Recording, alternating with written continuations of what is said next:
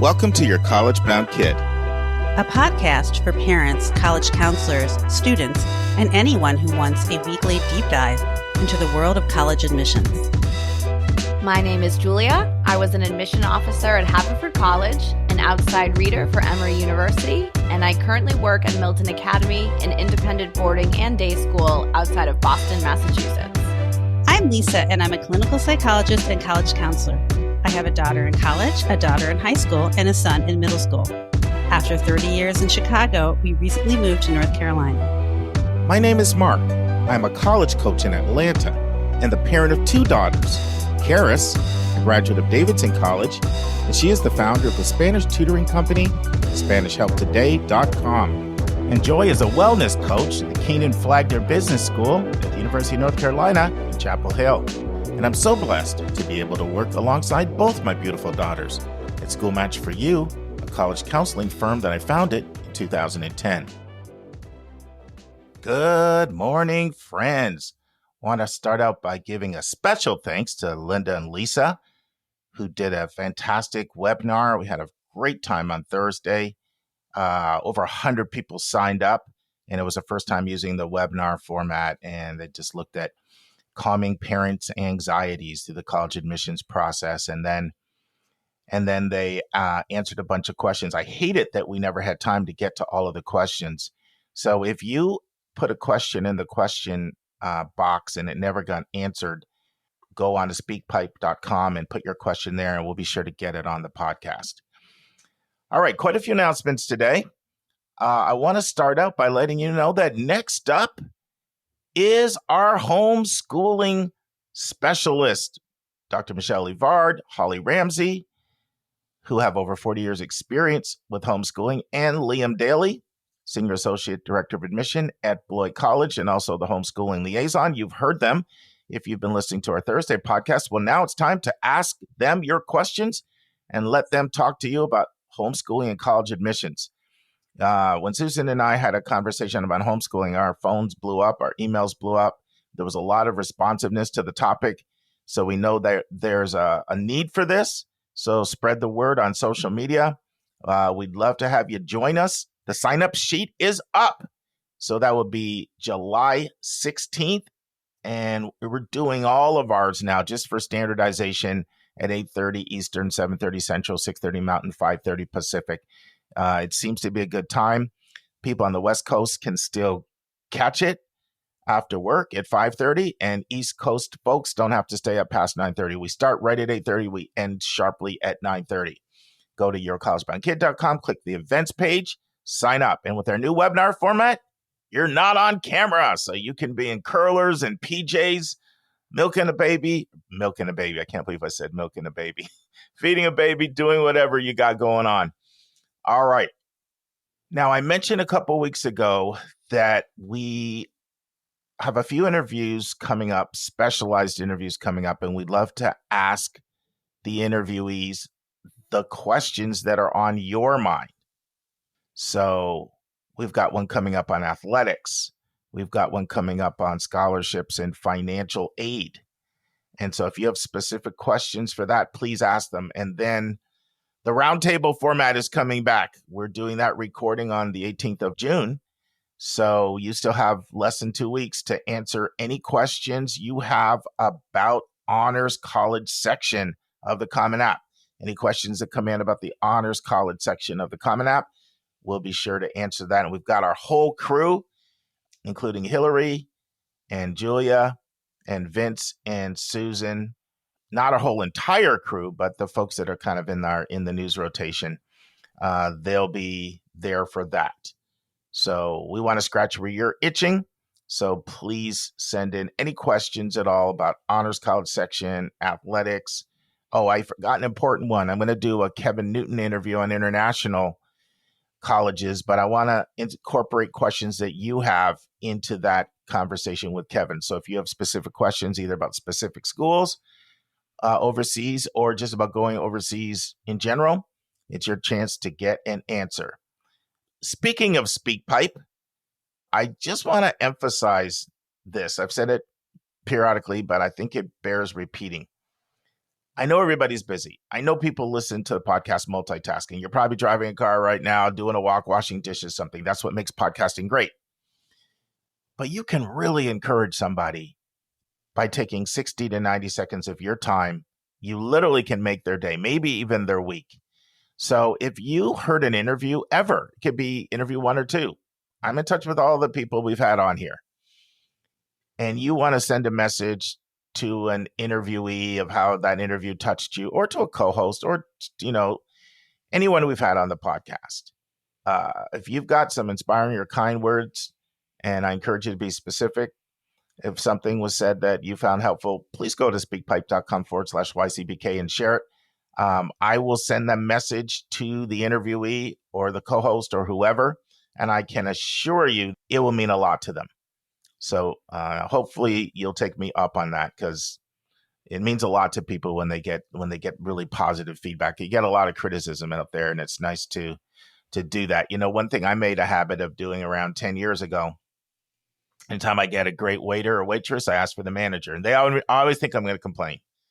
And I tell them how amazing that server was.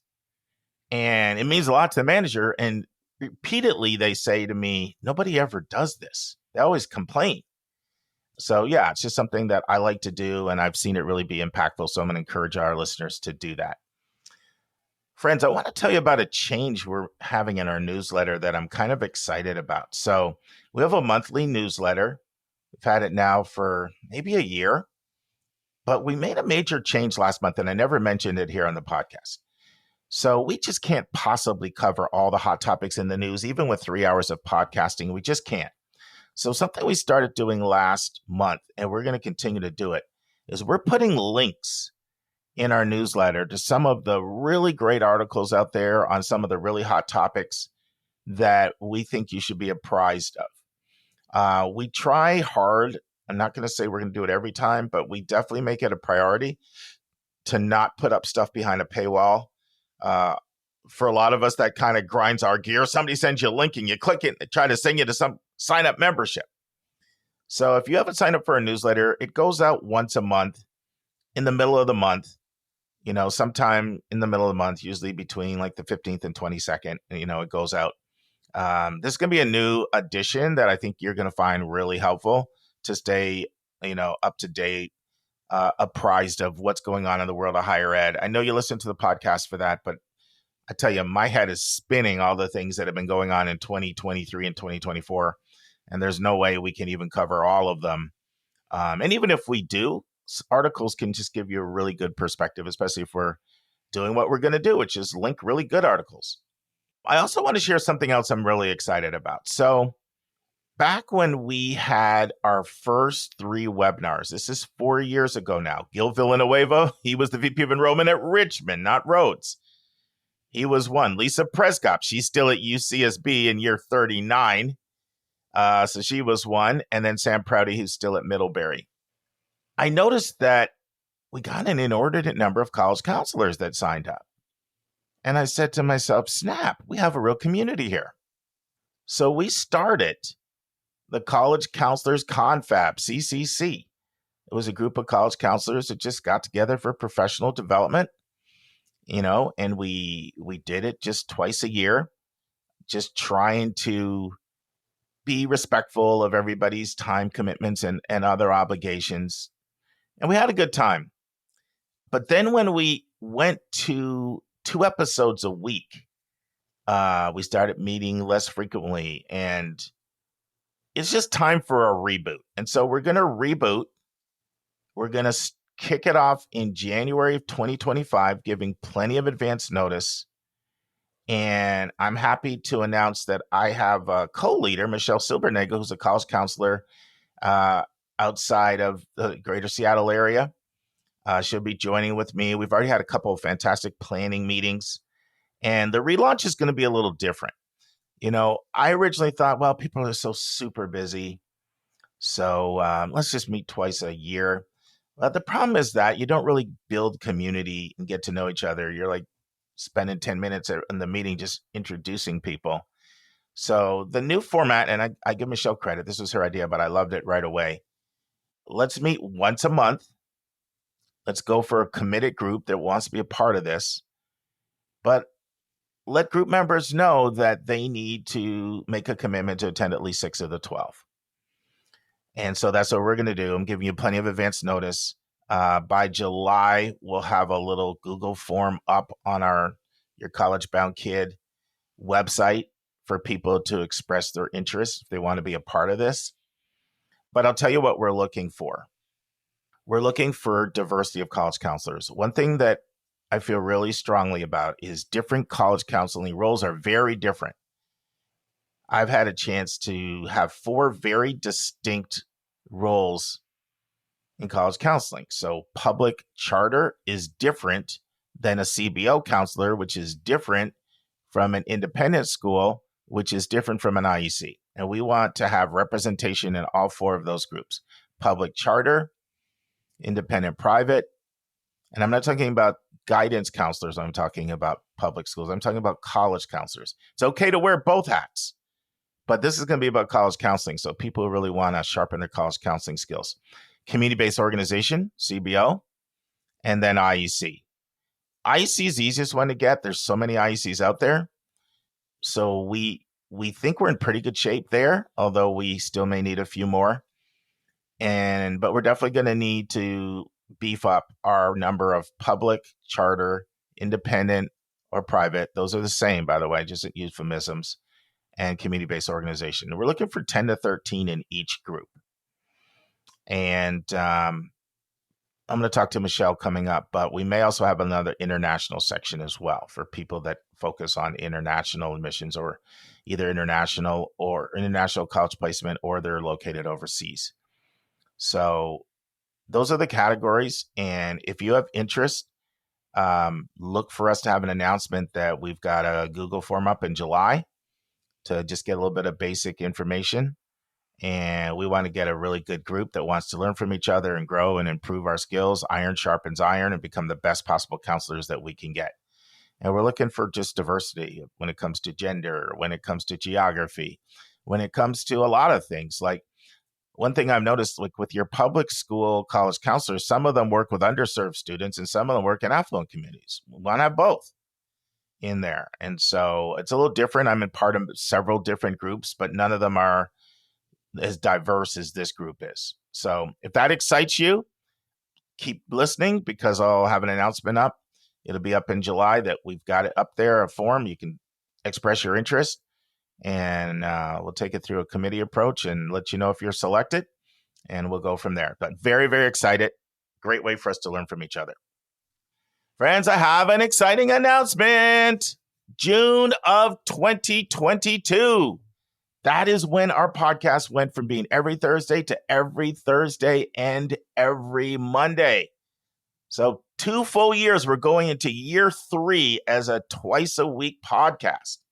And that also means I have to have special thanks to Susan, Julia, and Vince, because that's when they joined our co-host team, when we went from once a week to twice a week. So I just want to thank them for their service as they go into year 3. It's been super, super fun interacting with them. I mentioned that, Susan and John and I, we've been talking college admissions with each other for 23 years. And Julia for the last 7 to 8. And then I never met Vince until I started the podcast. Julia and I started talking about college stuff when I was working with her at Milton, and I'd send kids there through boarding school placement, and we'd co-counsel together. That was before the podcast launched. I met Vince after we started the podcast, but in the first year, he was just so supportive. And we have our own group where we text each other and bounce each other ideas off each other. It's just been fun. It's fun working with your friends. It's one thing that makes the podcast so much fun. All right, let's talk about today's episode. So I'm going to share a few missed opportunities that I'm observing from the families I work with. I'm going to share 3 this week. I'm going to share 3 next week, and I might even do a 3rd week. But all of the topics, the content, my experiences, they flow out of what I observe and learn in the counseling room. And that's true for all of us who are on our team. And so I'm going to share 3 missed opportunities I'm seeing a lot, and I just don't want you to miss an opportunity. And then we'll have part 2 of my interview with John Hoffman as he shares pearls of wisdom from his 45 years doing boarding and college placement, as well as independent school and parochial placement. And also what he's learned by going through this process twice as a parent. All right, let's dive in and talk about the missed opportunities I'm referring to. Today's episode. One thing I want to say is I've learned as a podcaster, you have to repeat things. You have to repeat things for them to stick. One of the things that makes me happy, and I'm telling you, this has happened more than 15 times. I've gotten an email from someone who has said one of their big takeaways from the podcast is me saying it's not where you go, it's what you do when you get there. It's what you do when you get out of there. Or college is not a prize to be won, but a match to be made. That stuck because of repetition. So none of the 3 things I'm sharing today, I'm sharing for the first time. But I'm just encountering them so frequently, they deserve being highlighted. They deserve being underscored. The first thing I want to start out with is something Lisa said on Thursday's webinar. I was so happy that she hit this point. And there's several things that she said. She said, kids want to please their parents, and they can tell if you're happy with the colleges that you're admitted to. They can tell if you're happy with the colleges you're applying to. And then she said something, and I was so happy. She said, I was thinking, I hope she says it, and she said it. She said, don't just visit your reaching your stretch schools. One thing that really can increase the stress for a student is if a parent maps out a path to only visit reach and stretch schools. You should also visit your possibles and your targets or your probables or your likelies. And I use those interchangeably. Possibles and targets, probables and likelies. Okay? If you're confused by that, I get it. We all sort of have our own nomenclature in this business, and it's like you have your head spinning. For me, a possible and a target is a school you have anywhere from a 35 to a 75% chance at admission, and a probable or a likely 75 to 95. Safeties are 95 to 100. And it's really important that you visit all types of schools. And now's a time that people are planning their visits. And what I see and hear too often in the counseling room is this. I'm going to Los Angeles so I can see UCLA and USC. I'm going to Boston so we can see Harvard, MIT, Tufts, Boston College, Boston University, and Northeastern. We're going to North Carolina to visit Duke and University of North Carolina, Chapel Hill.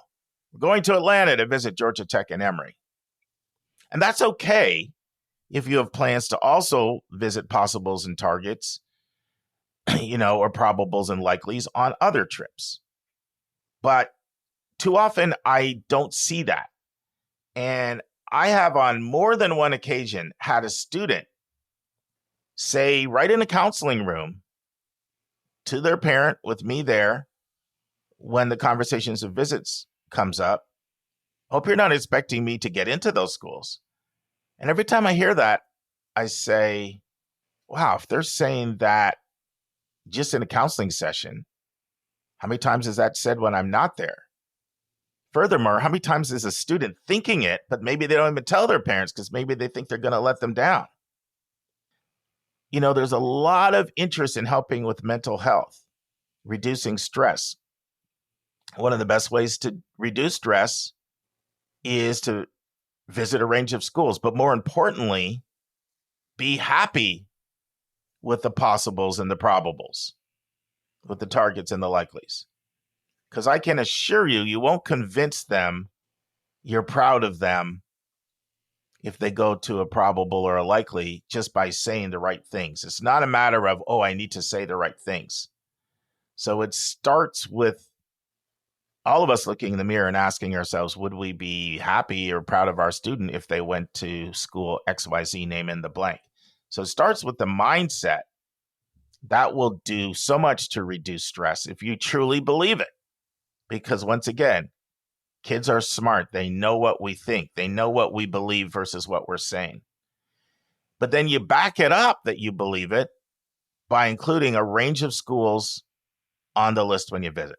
I'm not seeing enough of that. So I want to challenge you because this is a time when a lot of plans are made to visit schools. Anitra and I have owned a few timeshares since the late 90s. And I remember way back when we got our first one in like 97.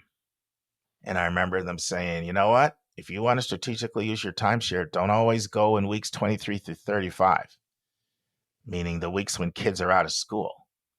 And, it's when you're out of school, that's when you have the most time to visit these places. And I know there's a whole debate, should you visit colleges in the summer? I say absolutely yes. Now, hopefully, when it comes down to selecting one, you'll get a chance to go to Admitted Student Visit Program in February, March, and April and see it when school's in session. But you can absolutely learn a lot from the summer. And in my opinion, they're absolutely worth taking as long as the place isn't completely closed down. So please visit a range of schools when you're planning your visits. Second missed opportunity I see. Don't judge colleges through the prism of their acceptance rates. Don't judge colleges through the prism of the acceptance rates.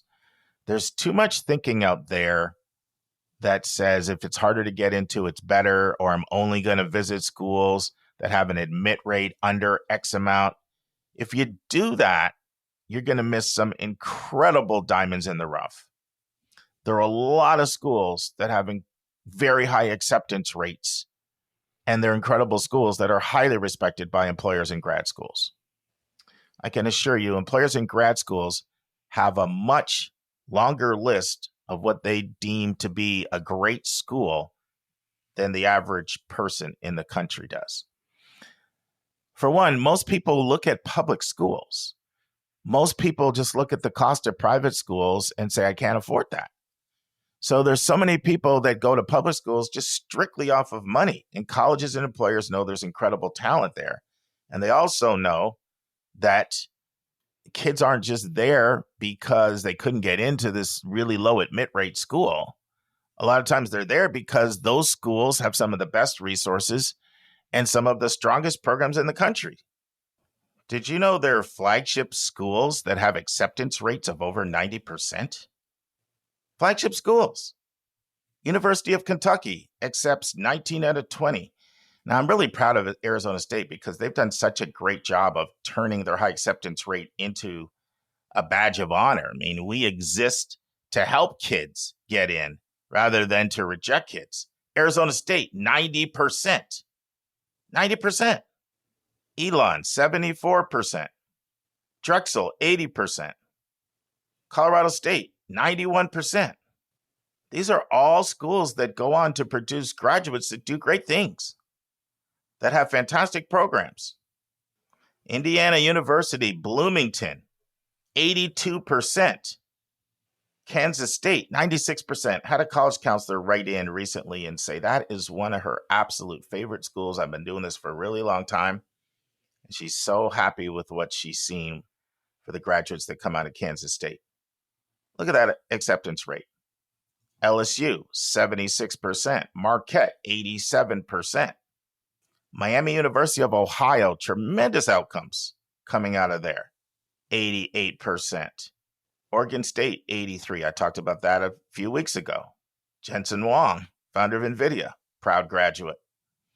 So I could go on and on and on. There's so many more I could list. I'm not going to take you through every single school with a really high admit rate, but I want to give an example to make it tangible. So this is my 25th year doing college counseling. I have yet to have somebody come to me and say that the University of Oklahoma is their dream school. Some years I go a whole year and nobody comes to me with having Oklahoma even on their college list at all. But suppose you want to be a meteorologist. Is there a better place to go to school than the University of Oklahoma if you want to be a meteorologist?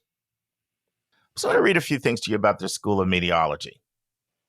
The School of Meteorology is the largest program in the country. 250 undergrads, 90 graduates. Okay. And they won 7 of the 23 AMS scholarships. AMS is the American Meteorological Society. 7 of the 23 scholarships went to University of Oklahoma graduates. The undergraduate and graduate programs are unique because their co-location they share with NOAA, the Department of the Interior, and the Department of Energy.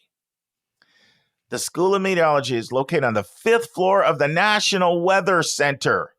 The building is almost 250,000 square feet and one of the largest facilities in the world. It houses 12 university, state, and federal organizations, over 650 employees, faculty, researchers, and students. And it is a center for such research programs in meteorology and the U.S. National Oceanic and Atmospheric Administration. That's NOAA. All there. High admit rate, incredible program. So please don't judge a school just by its acceptance rate. I do think it's important that if you have a bright, capable student, that they're surrounded by strong, capable, bright students.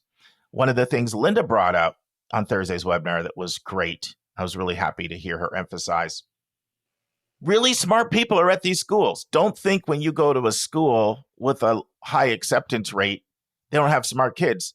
Take a look at how many of these schools produce Rhodes Scholars and Marshall Scholars and so many different Fulbright Scholars, so many different scholars. Some of the top in the country come out of these places. So it's just a missed opportunity. And by the way, point 2 kind of relates to point 1 because you can get your good probables, possibles, and likelies and targets from some schools with higher admit rates. All right. And the third missed opportunity that I see is not using your summers effectively. There's too much I have to say on this to cover everything. I'm just going to briefly touch on a few things. I'm going to touch on at least one thing for seniors, at least one thing for juniors, and at least one thing that would apply to any student, no matter what grade they're in. For a senior, this is such a fantastic time to get your personal statement done. I mean, the prompts have been out now for more than 3 months.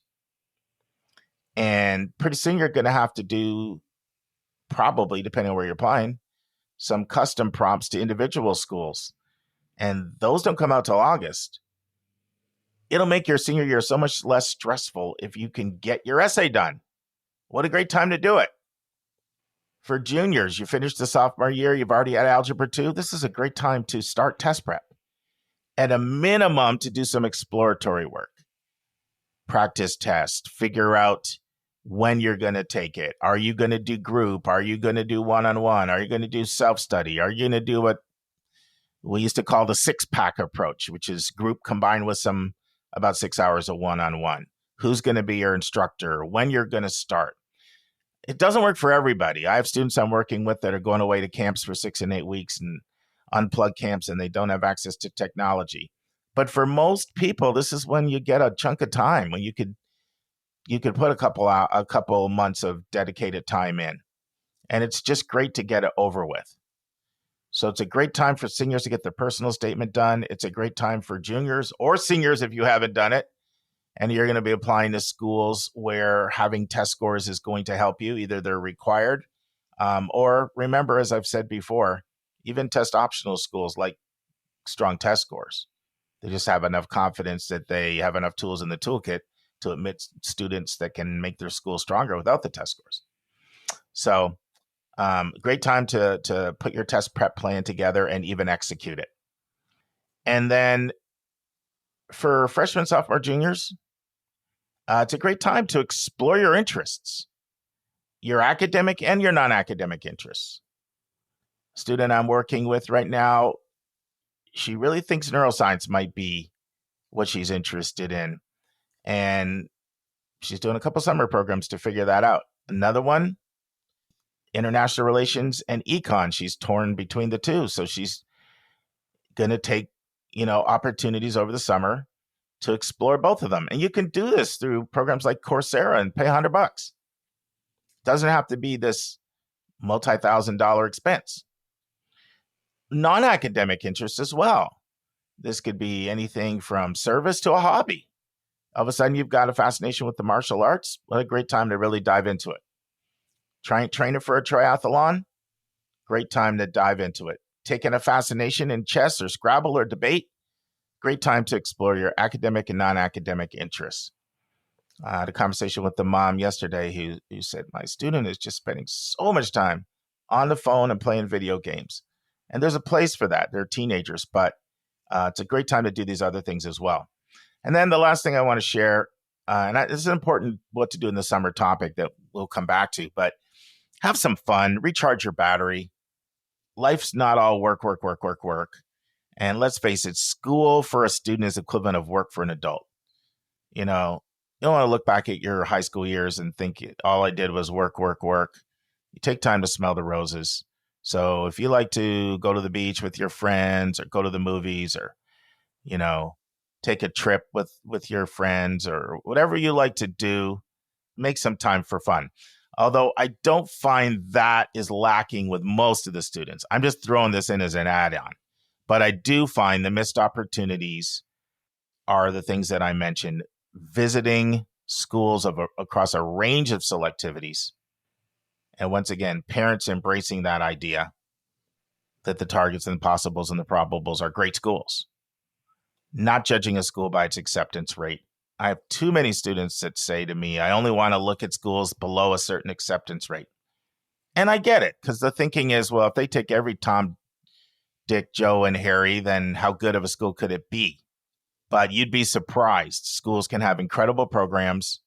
Schools also can have honors colleges, which, by the way, we've got a great interview coming up on Barrett Honors College that Linda just completed. I've edited it. I'm really excited about that. You'll get that in the second and third week in June on Thursday's episodes. First time we've had a deep dive interview on an honors college, and it's one of the finest ones in the country. So you can get into honors colleges. You can get into living learning communities. You can put yourself around a group of peers that'll challenge you every bit as much as you want to be challenged. So those are just some thoughts on some missed opportunities. Hope I'm not coming off as scolding or reprimanding. That's not the intent. I just don't want people to fritter away their summer and look back and realize that they wasted a golden opportunity. We'll now transition to part 2 of my interview with my friend, John Hoffman. And now this week's interview with a special guest.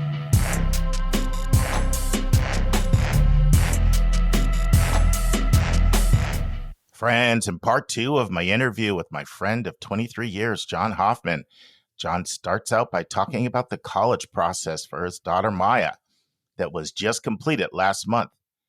John shares how his daughter communicated her lower grades she had in freshman year to the colleges she applied to. John shares the lessons he learned from his daughter going through the college process. And then John shares his view on what role, if any, the name recognition of the school should play when building a college list. Listen and enjoy. I'm thinking, though, John, we have a tremendous amount of people that are using the podcast to do it themselves. You know what I mean? That's who I'm trying to speak to. Not the person that gets professional assistance, but the person that's trying to do it themselves. And I don't know, any tips? Well, I mean, I think there are a few. I think the first one is to own the reality of modern day college admissions, knowing that a lot of these T20 schools or T10 schools are only taking 5% of their applicants. And that most of the kids that are applying to these schools have profiles very similar to their own kid, which would then mean that their chances are like 1 in 20 to gain admission. They have to own that. That is a fact. That is reality. That is happening in this process each and every day. Once they can own this, they're then in a position to say, okay, I get it. So I'm going to do 20 applications. I'm not going to have more than 1, 2, or 3 that are going to be high reaches, allowing the other 17 to be ranges and safeties. The second piece that I would say is important is that likelies and safeties should have the same attributes as the reaches and the high reaches. The only difference is that the likelies and safeties are places that are easier to get into, but they have the same attributes as the ones that are more difficult to get into. When I did this process with my daughter, she made it clear to me, she said, Dad, we have to develop a list. And I said, great. What's important to you? And then she gave me a list of 7 or 8 things that were important to her. And I said, okay, let's develop a list of colleges, every one of which checks off all those boxes. And we developed a list of actually 20 schools for the Common and then 2 through the UC system that met every one of her criteria. Every one. That way, no matter what ended up happening at the end of the process, she'd be happy. And I'll tell you one final thing that we did. We had a wonderful visit early in our process to visit Rollins College in Winter Park, Florida. And we got to the campus and were blown away. I mean, absolutely blown away by the breathtaking beauty of the campus, how friendly the kids were, how modern the facilities were. They're just constructed a brand new musical theater complex, which is amazing. They have like 2 or 3 swimming pools scattered around the campus, where if it's a really hot day, the kids strip off their shirts and shorts and they're wearing bathing suits underneath and they jump into the pool and then they get out and towel off and put their clothes on and go to class. They also have some of the best food of any college in the country, and they have extraordinary housing for the upperclassmen. And Maya said to me, Dad, this place is amazing. If I end up here, I'll be exceptionally happy. And I said, Maya, you're good to go with your process. Because if you don't get in anywhere else and you end up only getting into Rollins, you'll be a happy camper. She said, absolutely. I'd love to go to this place. And I may even end up choosing this place. So I think it's really important that the likely schools and the reach schools are places that the applicant is really excited about. You can't have a list where the only schools the applicant's excited about are the reaches, and where the likelies and the likelies and the range schools are places that, well, yeah, I guess if I don't get into my top choice schools, I guess I'll go there and I'll be okay. You have to be, I think, to make this process work, you have to be excited about each and every school on your list. And it helps to do research. If you do research on those probables, those likelies, those possibles and targets, you'll see tremendous outcomes. Because there's also a belief that my kid has to go to one of those schools, because if they don't, I'm not confident they're going to have a good career, which we know is a bunch of malarkey, but that's very strong perception that's out there. One way to defeat that is to actually look at the results of what happens for kids that go to, because nobody's asking anybody to sacrifice excellence. Just broaden your view of excellence. Yeah. Like I have no problem. I have this family I'm working with in Massachusetts, and the dad says, it's important to me that my daughter goes to a school with a name. But then he says, but I think there's about 200 schools out there with a name, not 20. And that will open up all kinds of different schools at different admit rates if your mentality is broader than that. Right. And let me ask you this question. I mean, we both work with young people who also we send off to independent schools and boarding schools. What good is going to a boarding school with a big name if your child cries themselves to sleep every night and is terribly unhappy? What good is it having your kid go to a T10 or T20 and they really only went because they wanted to fulfill a parent's aspirations and make mom and dad happy, because mom and dad sacrificed so much in their lives to either come to this country, leave everything behind so they could get their kid into an Ivy League school, or because mom and dad went to an Ivy League school and it sounds good at the country club to be able to say, oh, I got my kid into this Ivy League school, and the kid ends up getting there and being miserable. What good is it at that point, Mark? John, I have a great story on that this year. I was working with a student that went to, it was a transfer student. The family hired me to work with them to do transfer admissions. A kid from Southern California. And early on in my first few sessions, boy, did he have a lot of negative things to say about the school he was at. And this is a city kid from LA, and he goes to a remote rural school in the middle of nowhere. It's a very liberal kid who goes to a, red state conservative place, and he's not liking it at all. And then at some point I say to him, you're really negative about this school. Like, 4 months in. Can I ask you why you chose it? And he said, I had an 8% admit rate. How could I turn down a school with an 8% admit rate? And that's kind of what you're saying, right? Like it can be seductive. The only other thing I would add to what you're saying is this pressure can come from peers too, especially in affluent suburbs and in independent day and boarding schools, because kids want to be respected by their peers. And if that's how peers are measuring value by did you go to a super selective school, then it puts a pressure. Because I've worked with many parents who have the exact mindset that you're talking about, but the kid doesn't. And they're like, where is she getting this from? And it's the peers. So it can come from peers and parents. And sometimes a kid can feel pressure because a sibling went to brand name school. Yeah. It can come at you from quite a few different ways, but it's important in parenting to reject it just for our kids to have healthy self-esteem. No, absolutely. And that's why it's so critically important that you spent all this time, thinking about what's important to you and using that information to compile a list and then completing applications and visiting schools and doing the common application and writing essays and taking SATs and ACTs, and everything that you do gets you to the bottom of the ninth inning when you have these offers. This is not the time to rush that final decision. So you've got these offers. Do you end up making a decision on the basis of, well, these are the 5 schools that I got into that I'm excited about, but this one has the lowest accept rate and the highest yield rate. So that's where I'm going to do. That's where I'm going to go. Mark, it's nuts. It's like taking the cart before the horse. If you are in a position where you have several wonderful offers, this is not the time to rush that final decision. Admissions comes through at the end of March, in very early April, and then you have until May 1 to make a decision. Use this time to do revisits. Use this time to do some really deep dives into the areas that you're going to be studying.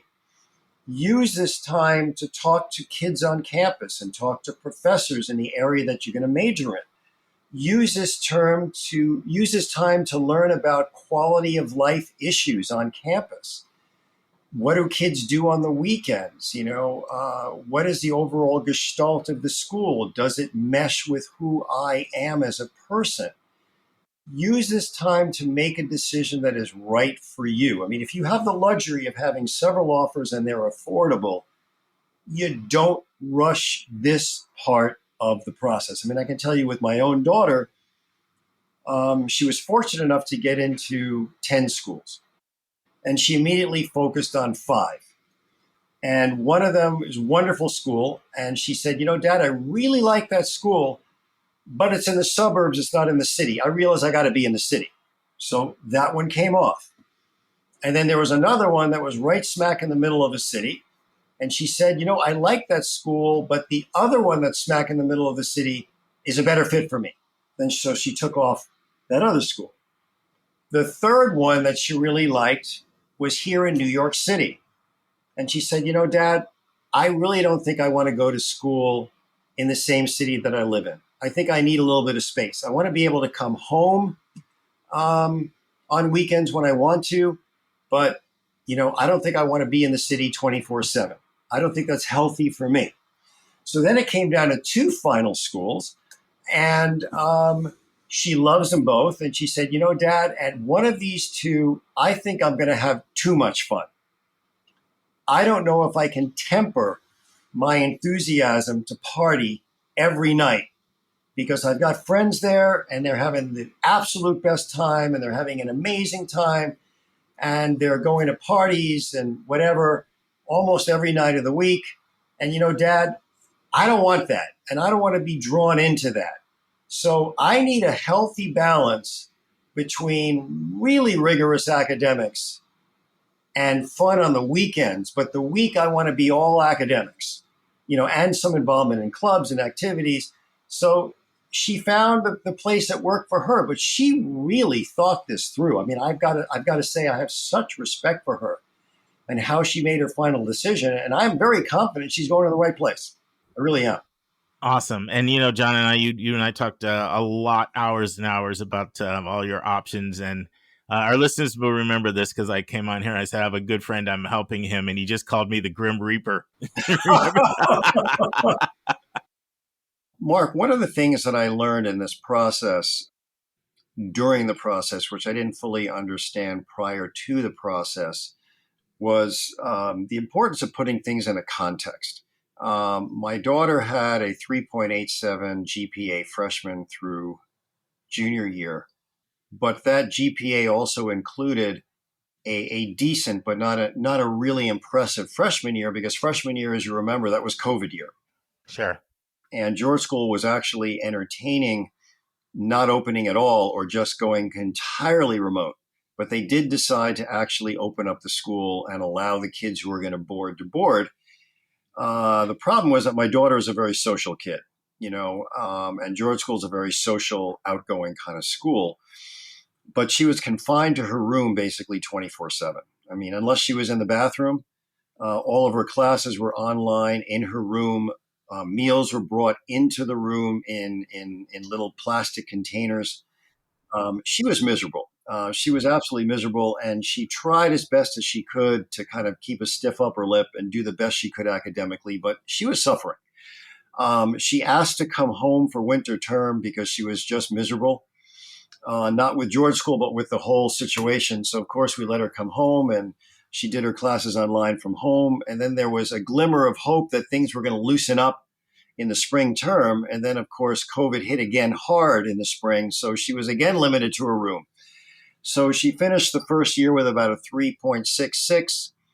But without that freshman year, she's a 3.99. And she said, Dad, is this going to impact, my college situation? I said, yeah, there's a difference between a 3.87 and a 3.99. Sure. Especially at those high flyers you're applying to. So she said, well, can I write the schools and kind of explain this and put it into context? I said, yeah, let's do it. So she wrote this really good one-page letter where she explained to all of the college admissions people at the colleges she was applying to that the 3.87 needed to be put into context. And she explained everything that I just explained to you. And I think that probably was very helpful because she said to me, Dad, I got some really nice responses from about half the colleges that I'm applying to saying, Maya, thank you so much for putting this into context. It's really helpful. So I think that was a good thing. The other thing that I learned, Mark, was that especially when my daughter, her SATs went up in November, she ended up with a 1540. And now we're looking at her scores and her 3.99 saying, well, she's right in there. She's right in there in terms of the stats that are expected at a lot of the top schools. But what I realized was that all the kids that are applying to these top schools have basically 4.0s and 1,500 plus scores. So just because, my kids' grades and scores match up with the accepted stats at places like Yale and Stanford and Harvard and Penn and these other places, the point is that probably 9 out of 10 kids that apply to these places have those stats. And these places are just inundated with kids with these phenomenal GPAs and test scores. So in a way, those scores and grades are expected to just get in the conversation. So now the colleges are looking at my daughter's portfolio saying, all right, you got the grades, you got the scores. What else you got? Where else is that home run piece in the application that's going to move you from, yeah, we're discussing you heavily with interest to we're going to put you in the accept pile. And I think that's the thing that people miss in this process. Just because your kid has the grades and stats that match up well with a lot of these colleges, it doesn't mean they're going to get in. It just means that they will be considered. Most of them don't get in. We were very fortunate that Maya actually did well and got into like 5 of those high flyers that she applied to. But she also got rejected from 6 of them. So, it was a tough process, rewarding in the end, but you need you need a strong backbone to get through this thing, and you really need to have, as I think I said previously to you, Mark, you need to have a couple safeties that you love or likelies that you absolutely love. And one of the other things that I've learned in this process is that a lot of kids will, or families will put safety / likely schools on their list that they're not excited about. And they put them on their list because they never had them to begin with. And the college counseling office said, you need to have a couple schools that you can get into. So, my daughter goes to college. My daughter goes to high school in Pennsylvania. So one of the schools that they'll recommend to everybody is Penn State. The problem with that is that if you're looking at liberal arts colleges for your reaches and for your ranges, you need to have liberal arts colleges that you can get into for your likely and safety schools. The safety the definition of a safety should be, I love that school. It just happens to be a place that I will probably get into. I will hopefully get into, where the stats are like 90% plus. That I'll get into. A safety just shouldn't be an add-on. Well, if I don't get into any of my likely or any of my range schools, I can always go there. That's not the way to do it. I mean, I think that the safety has to check off all the same boxes that your reach schools check off and that your range schools check off. And we had that with Rollins, and we had that with Boulder, and we had that with Fordham. So, the great thing is that when Rollins came through for Maya, and this was back in, she applied November 15, and she got her application in time to be considered for a merit scholarship. And Rollins had said, Maya, we'll let you know by April 1, you'll get your letter of admission, and we'll let you know if you got any merit money. A week later, Mark, I think it was November 22nd, Maya got this huge fat envelope from Rollins. Congratulations, you've been accepted. And they gave her a 50% merit scholarship where, if tuition was 70, they gave her 35 per year over 4 years. So Maya was like, Dad, this is amazing. And wow, I am set. No matter what happens now, I am set and I am happy. And that really took off a lot of pressure on her and on us as a family, knowing that, if nothing else came through, she's got a fabulous school to go to that basically checked off all of her boxes, and that I know she'd be happy there. So that was a real relief for us. John, there's a lot of things you said in there that I want to unpack and that I think have a lot of wisdom. So the first thing is, that's what the additional information is for, right? Like, it is for explaining things that are question marks that somebody may have. Now, any school that does holistic admissions is going to look at grade trends. They're going to put more weight on the more recent years. That's just what they're going to do. But what Maya did was she explained it. She didn't just let them figure that out. She explained why the grades were lower freshman year. Now, it's a lot harder to do when the grades are lower junior year, right? Because there's a track record of success. Right. And there was what we call COVID grace from a lot of schools this year. They realized it was this period. They realized it was an outlier. So that's an important point that I hope people take note of. I could not agree with you more. Test scores produce more entitlement in this process than anything I've ever seen. I see it all the time. In fact, I worked with a student who's going to the same school Maya's going to. And I had said to him, because I had told him that I was not optimistic about him getting into MIT and Carnegie Mellon. Computer science whiz from the 8th grade on. And he didn't get in those places. But, like Maya, he ended up having lots of success at schools he was happy to go to. But at one point I said to him, can I ask why you really felt confident you were going to get in those places? Because, I told you from the experience I've seen, I didn't think they were likely. And I never really felt like, that really resonated with you. And he said exactly what you said. He had a 1580 on the SAT. Wow. 800, 780. 800 math, 780 evidence-based reading. And he said, well, when I looked at the stats of who they admitted, I had the stats. So I know people do that. That's just one of many examples I could give.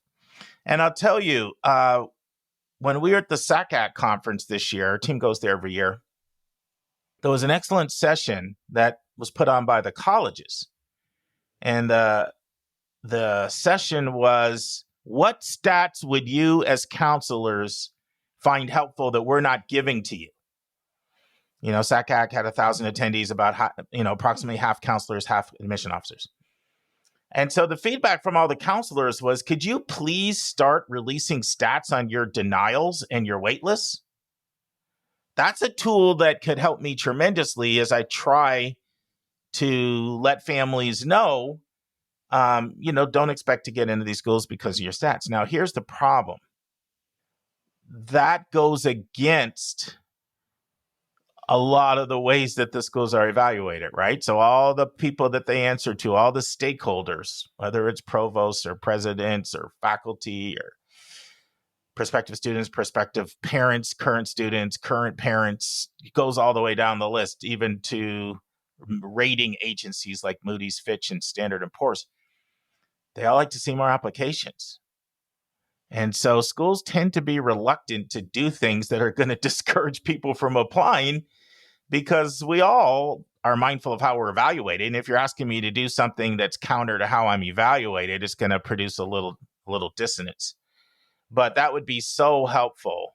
I would love for them to do it by bandwidth, like from 1,500 to 1,600.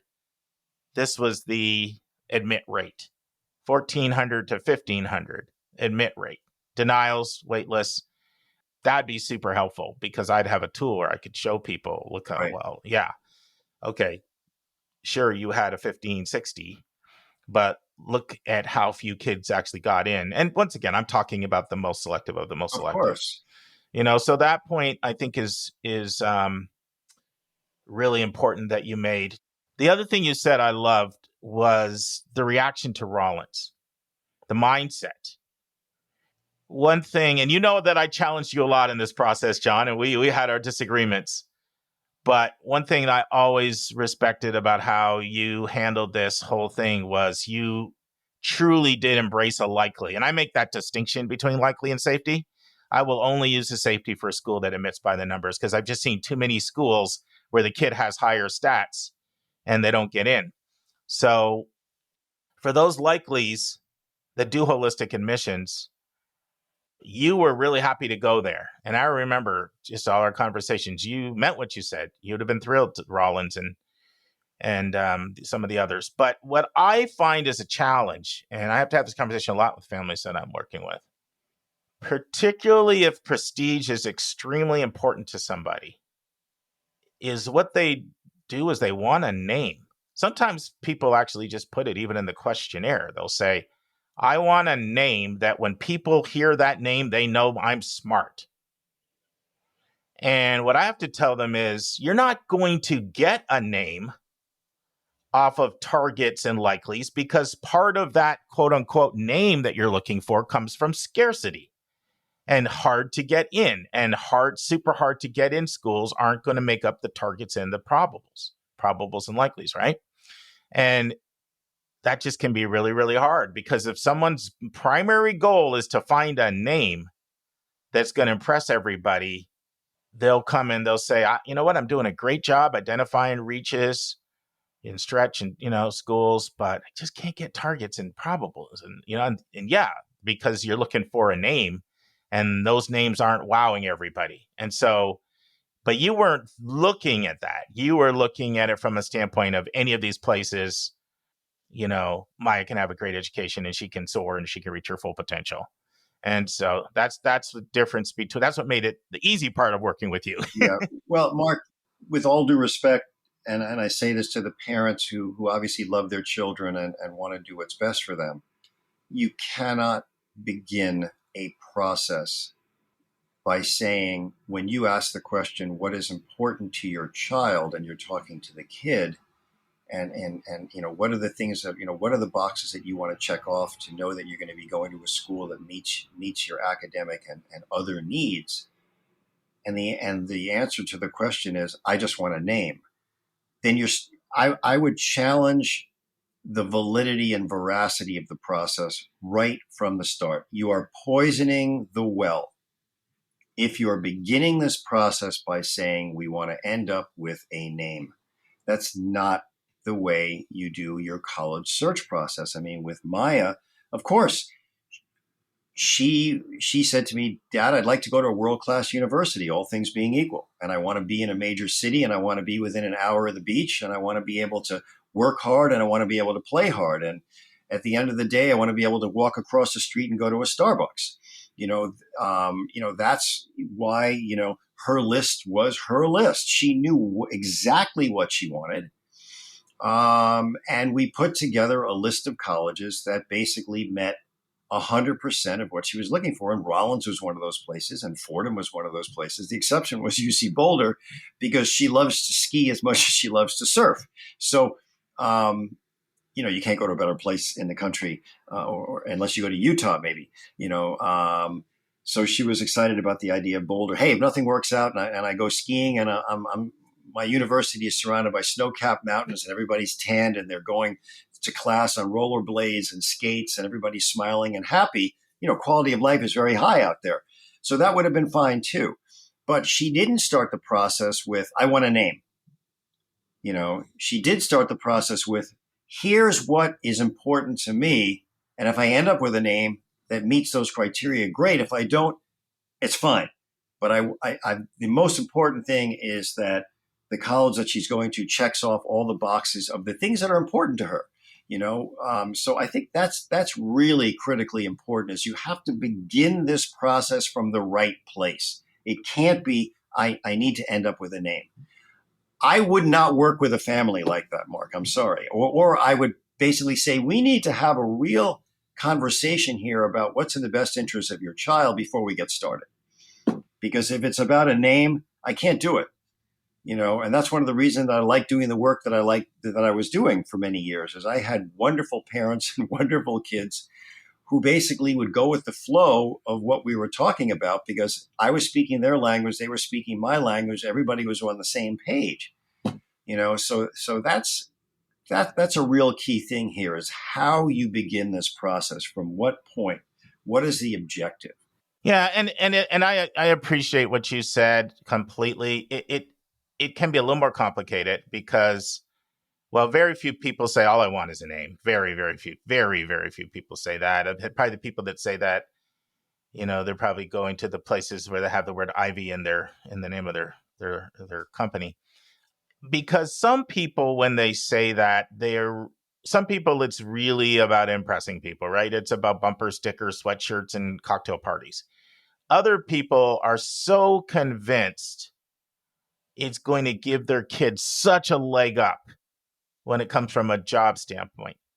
And a lot of times with those families, when you can actually show them the research and you can get them to come off of that. When you start sharing data, career outcomes data from different places. And then they'll be like, wow. So, so you kind of have to unpack it.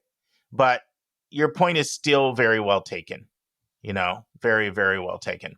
And, you've been in New York City all your life, because New York City is one of the worst places for this, by the way. Right. The mindset of the private schools there. Absolutely. But Mark, at the same time, we have to get back to, who is this for? Who is this process for? It's for the kid. It's for the kid. It's not for the parent. Now, it's wonderful that the parent has the resources to hire someone like Mark Stucker. I mean, this business as well as anybody in the country, probably better than most. And I think from the little that I know, especially for what they charge here in the city for doing this kind of work, you're charging substantially less. You're affordable to people all over the country. You're probably very affordable to middle-class families, and they're getting absolutely stellar counseling. But I'm sure that you're also wanting to involve the child in this process. I mean, it is their college education.